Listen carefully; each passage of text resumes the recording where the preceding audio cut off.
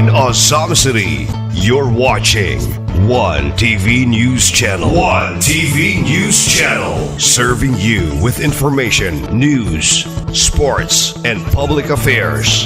One TV News Channel. One TV News Channel. Serving you with love.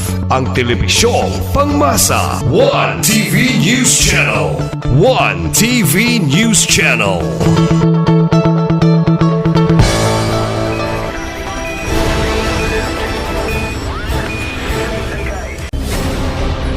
One TV special report.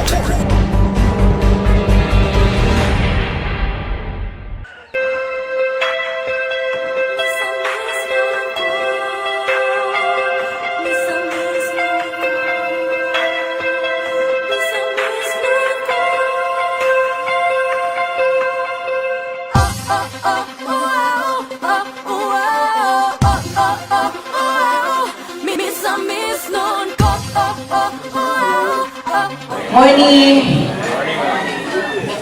Today we gather with the shared purpose of the beautiful Barangay Labo in celebration of the National Disaster Resilience Month and Nutrition Month 2026. We proudly embark on this tree planting and growing activity. By planting these roots today, we are strengthening our natural defenses and fostering a safer, greener future for Zami City. To warmly welcome us all, since wala si Attorney Francis, nagpadala lang siya sa iyang mensahe. Ako lang basahon in behalf sa iyaha. Gusto gyud unta niya mo anhi gabi nagplanning na gyud unta ni, but then ganihang kuan kadlawon nag-message siya nga dili gyud siya makaani, pero in behalf of him ako basahon ang iyahang message ha. Allow me to apologize for being absent in today's important event. I have been looking forward to these 4 weeks and it is disappointing that my physical state is not in any position to be here with you. Nevertheless, allow me, although in spirit, to welcome you all and express my gratitude to each and every one of you, to our partners, our volunteers, our barangay officials, and everyone who choose to spend part of your day here. Thank you for coming. Thank you for believing in that an activity like this matters. I also want to extend our sincere thanks to Senro under Ms. Elizabeth Grant for their commitment in providing the seedlings for today's activity.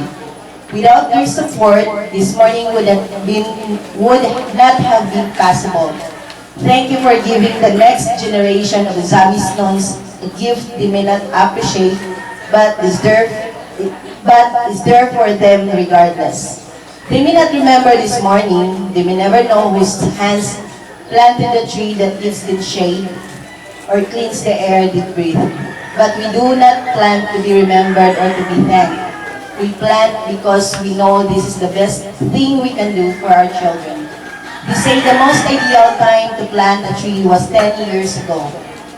The second best time is now. So let us not waste this moment.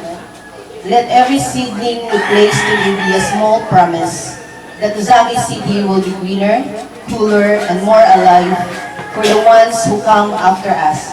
We pray and hope that they, in turn, do as we have done for the generations that will come after them. Without further ado, I welcome you to our tree planting activity. Kanunay Asenso Uzamis. Thank you. Also to hear a message from the Mother of City Nutrition Office and all the BNS of the 51 barangays. Please give a hand to our ever active Mr. Little G. Navarez. Maayong buntag sa tanan.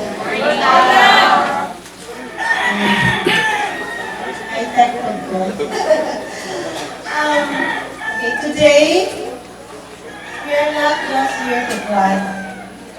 We are here to plant hope, no paglahon. We are grateful for the support of our Kanunay Asenso Uzamis government, headed by our City Mayor, Honorable Attorney San Norman G. Fuentes, and the City Council, For prioritizing programs of nutrition and disaster resilience, we also thank our partner, CDRRMO,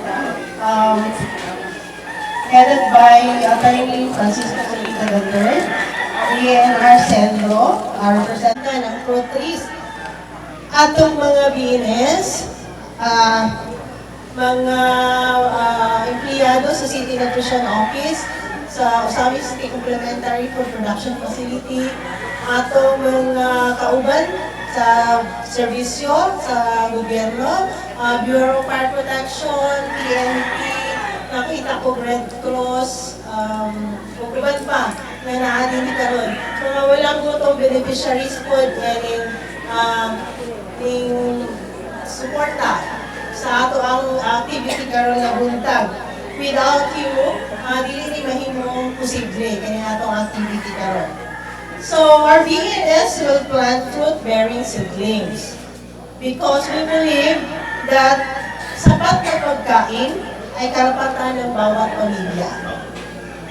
And the rest of us will plant trees because we believe that a healthy environment keeps our community safe. So this is the true meaning of the theme of the 52nd Nutrition Month. Sa ganitong theme, nutrition at kalikasan ating pangalagaan. When we care for nutrition, we care for our health. When we care for nature, we secure our future. So let every seedling we plant today be a reminder. When we grow food, we grow stronger families. When we grow trees, we grow a more resilient Osamis City. So let's do this together. Mabuhay ang nutrisyon at kalikasan. Kanunay Asenso Osamis. Happy Nutrition Month ka natong tanan. Thank you so much, Ma'am Lilith. So before we proceed to our side, mag-technical briefing sa ta. The technical briefing, it is crucial that we know the proper techniques to ensure ang ato ang seedlings grow into a sturdy trees. To give us the guidelines, let us welcome the representative from Centro Osamis, Mr. Harold Sevilla. Thank you. Very short lang kayo ng briefing regarding sa pag-lanta na sa sila. Proceed naman ta karon taon. Kung magtanong na ta, the first thing, kung dalo na to ang seedling, just like, magkay-seedling din.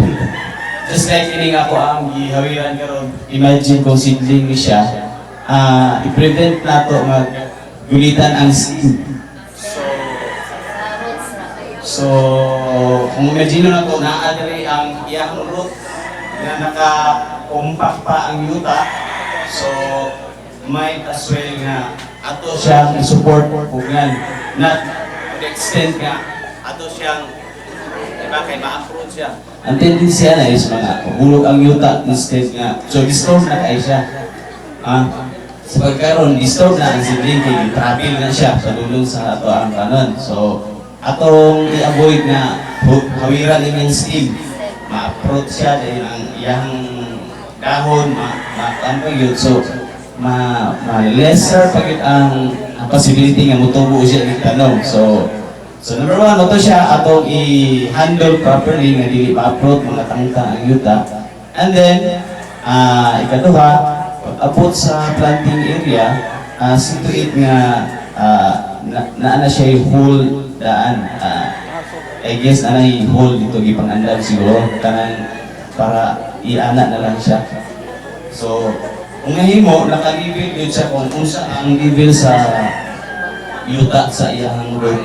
Kung liputan dito, ito po siya naka-level and dito maka pa i-support pa para dili siya ma-destabilize. Okay? So, ikatulo, since ang atong mga seedlings is naka-coated pa na siya o plastic, so ang uban wala na siguro yung plastic, pero mostly ang seedling coated pa plastic. Tanggalon na to ang plastic, kaya na to ibutang sa area. Okay? And then, as usual, atong tapukon siguro ang plastic o gahan ato ibutang para kolektahon kay mahimo siya sagbot later on. Okay? So ikaupat, ang planting space niya kung naay dagang sagbot nga naka-encroach ni kung ato pong hiluan gamay. So naay gitawag nga ring weeding nga sa mga forestry aspects bitaw nga magtanong ta ato ang hiluan ang iyang palibot kay aron mudako ang posibilidad nga mutubo yun siya di siya malapawan sa mga sagbot silingan niya nga sagbot nga mo ay mo kaan niya. So wala to ang upat nga mga reminders para sa pagtanom sa kuan para dako ang possibility nga mutubo yun siya. And thank you. Thank you, sir. So, mao na ni atong ipaabot, no?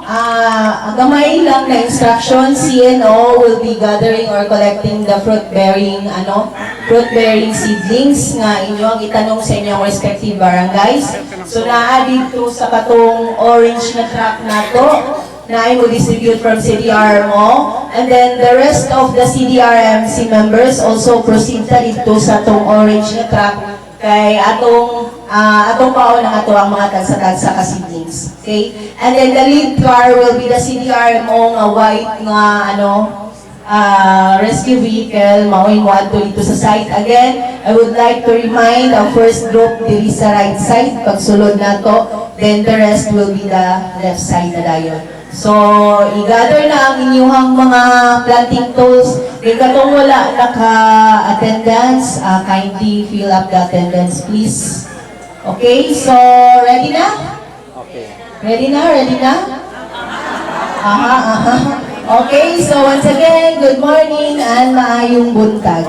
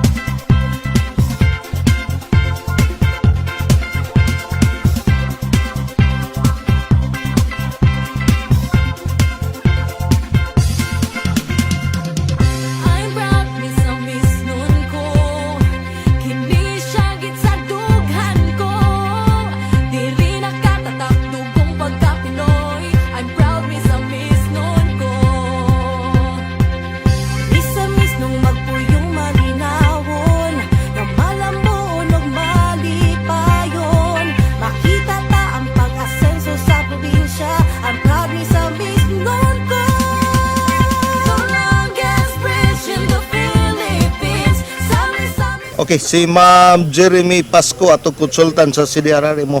Ma'am, niata karon ma'am nananom og kahoy taga economic idea pila ka bok atong nagtiso ka kahoy ron ma'am? Naatay 300 ka seedlings no. We have 200 nara na seedlings then 100 for Palawan cherry. Palawan cherry? Yes. Unsa man ang Palawan cherry ma'am? Kuan siya sir kanang dako siya nga kahoy, endemic gyapon ni siya. Tapos mo bloom siya after 3 to 4 years mo create na siya og kanang flowers bitaw sir nga murag pari-pariya sa cherry blossom. Kinsay nga agency nga naa diri karon ang niapil na to? Ubay-ubay atong agency sir no from CDRMC nga members ni sila. We have the PNP Ozami City Police Station, Philippine Coast Guard, Bureau of Fire Protection. We have also BGMP. We have the 2nd TMFC, Recon, Coastline, Suemo, CSWD, gitapod namo ang katong mga walang gutom beneficiaries kay sila man ang mag-monitoring ani. And at the same time atong mga Scala and then the Philippine Red Cross Ozami City Chapter. Then CDRM. Og ang katong nutrition office. Yes, City Nutrition Office. Ang City Nutrition Office will be planting simultaneously. Ang ilang ginatanong sir is katong mga fruit-bearing nga mga seedlings na to no which they will be planting sa ilang respective na mga barangay. Ma'am, unsay kasiguruan nato nga kini siya dili lang kay nagtanom ta atong patubuan gyud. Yes, dili lang gyud ni siya planting activity kung dili growing gyud ni siya nga activity no. Mao gyud na ang ato ang gipahingusgan and mao punay mandato sa atong mayor at least makasiguro ta nga taas-taas ang survival rate sa ato ang mga tanom and at the same time natay gitap from the walang gutom beneficiary coming from different barangays. Mulikay, we have also diri sa Labo sa ngay Dako, and then Bacolod and diri sa Kalabayan and Embargo. So katong mga walang gutom beneficiaries na to, mao to sila kanang kuano in charge on how to monitor sa ato mga tree nga at least mangyud nga mo survive gyud sila o mudako ang ato ang mga tanom. Kasama na siya pag-monitor. Daily o weekly o? Weekly sir, and also ginatap po na to of course ang Barangay Labo no kay ilaha maning EOR. So ang katong walang gutom beneficiaries na to will be coordinating also the barangay officials and from time to time like weekly or kanang quarterly amo po nang gina coordinate ang ato ang barangay kung unsa na ang status na to sa ato mga gipang tanom. So, kamo dyan nga agency mo ay mag-monitor sa para gano'n? Yes. Siguro nga nabuhay ko lang tama. Yes sir, kay kita may galid yun sa maong activity. Kita and at the same time katong City Nutrition Office nga ilaha kong gitanom sa ilang tagsa-tagsa ka barangay. Na. Okay. Okay, so again, thank you kaayo and maayong buntag kanunay Asenso Exams. Salamat kayo ma'am, si Ma'am Jeremy Pasco at consultant sa CDRR mo. Ma'am, daghang salamat sa paghatag bigayon. Thank you, good sir. So, niya tayo sa Barangay Labo, din sa Suba sa Labo River, nananom og kahoy. Una sa tanan magpasalamat ta sa atong labaw nga makagagahom nga wala gyud giulan gitagaan tanyag maayong panahon. Dayon magpasalamat pud ko dako ninyo nga naa mo karon dire nga ang labo gyud mo oy napili nga gitamnan sa mga kahoy. Dayon magpasalamat ko ni Gov Henry ni kung Ando og ni kung Indi sa atong Mayor Sam Fuentes, kang Vice Mayor sa atong mga konsehalis nga ang labo jud ang napili nga tamnan sa mga kahoy karon. Adlaw. Unsay ma-counterpart sa barangay CAP, yamang yun ang mga seedlings gipang tisok. Unsa po'y mahatabang ni labi na pag-atiman ani pag-mintinar? Ay akong mga bipat ug akong mga council, mga workers, akong giingnan nga atong atimanan na kay dako na kay ning tabang sa atong barangay. Makapugong sa baha kay grabe biyang baha di ani sir. Anang di ana dayon. Moto akong gingan sila gahapon nga ato ginatimanan ng gipangtanom diri sa atong barangay. Kay dako kay nagmakatabang. Okay, basin og pagtanom mo ipakita ba? Lagi. Pero balik diri karong mga 1 year. 1 year after. Na kay ni. Wala ni atimanan pon. Kay grabe kay ni kadako nga kuan. Dako gid kay tabang gid sa among barangay. So kanang gipang tisok ron mga wood good lumber gid nga mga kuan din unsa pang putong gipang tisok sa pikas? Kaning niya daw ingon ang CDRRM mo mga good lumber yun siya din katong mga BNS nga nagkuha pud sila mga tanom mga fruits daw to sa kada barangay gi apod-apod sa taga CDRRM. So nabatay data cap kung pila ni ka seedlings ang gitusok sa imong barangay? 300 plus. 300 plus. 300 pero ako kabalo sa plus basta nangutan ako 300 plus. May labot sa kuan katong Sa fruit seedling. Okay. then katong mga BNS na naman gyud ang mga BNS tanan sa tanang barangay nagkuha sila og kuan mga fruits gitam sila. Okay ka, isip kapitan, mapaniguro ba nimo nga mabuhay yun yung kuan kay kasagaraan man ko sa akong na atinang sa una taman ra sa pagtanom wa na baliki. So unsa makasiyon yun? Nga ba kay giasahin nga Sir, ako lang pong ang ako'y kaingon ani nga amo lang jud ni atimanan dili pug ko ka promise nga mabuhi jud ni tanan. Sa amo lang jud ning atimanan sa mga uban sa akong mga bipat ug sa council mag atiman may mabalikan na mo ni og wa ba nagpangaon og karabaw, wa ba nang mga baka na bagi pang ang uban man gud ani sa una nagtanom pamputlon ba. Buhaton siguro nilang kahoy ka nang ikuan pud sa balay ba itukod ni namo mga mga balay dito dapit nga akong nabantayan nga kaning mga kahoy diri sila manguha.